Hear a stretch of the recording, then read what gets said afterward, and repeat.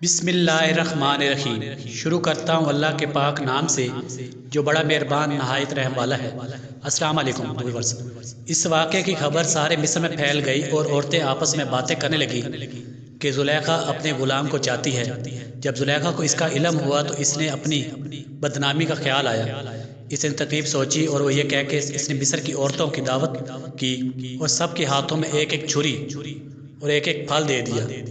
اسی وقت حضرت یوسف علیہ السلام کو وہاں لے آئی۔ عورتوں نے جب حضرت یوسف علیہ السلام کے حسن و جمال اور خوبصورتی کو دیکھا تو سب اپنے ہوش میں نہ رہی اور چھریوں سے بجائے پھلوں کے اپنے ہاتھوں کو کاٹ لیا اور کہنے لگی واقعی یہ کوئی انسان نہیں فرشتہ ہے۔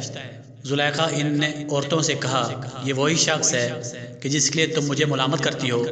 میں حقیقت میں اس کو چاہتی ہوں۔ اگر اس نے میری محبت کو ٹھکرا دیا تو میں اس کو قید کرا دوں گی۔ حضرت یوسف علیہ السلام کو جب اس کا علم ہوا تو انہوں نے اللہ تعالیٰ سے دعا کی اے اللہ تو ہی مجھ کو بچا سکتا ہے۔ اگر میں ان عورتوں کے فریب میں آ گیا تو میں جاہلوں میں سے ہو جاؤں گا۔ اس سے یہ بہتر ہے کہ مجھے قید خانہ میں ڈال دیا جائے۔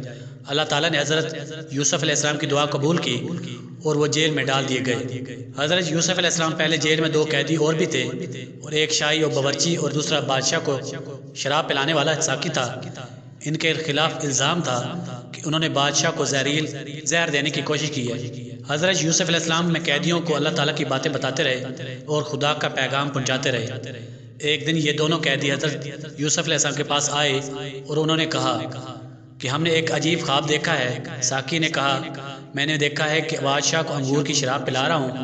باورچی نے کہا میں نے دیکھا کہ میں سر پر روٹیاں ہیں اور پرندے ان کو نوچ کر کھا رہے ہیں۔ یہ خواب بیان کرنے کے بعد انہوں نے حضرت یوسف علیہ السلام سے اس کی تعبیر پوچھی۔ حضرت یوسف علیہ السلام نے بتایا کہ ساقی تو جیل سے چھوٹ جائے گا اور پھر بادشاہ کی ملازمت میں جا کر شراب پلائے گا اور باورچی کو سولی پر چڑھا دیا جائے گا اور اس کی لاش کو جانور کھائیں گے۔ ایسا ہی ہوا، اللہ تعالیٰ نے ساقی کو رہا کرا دیا اور باورچی کو سولی ہو گئی۔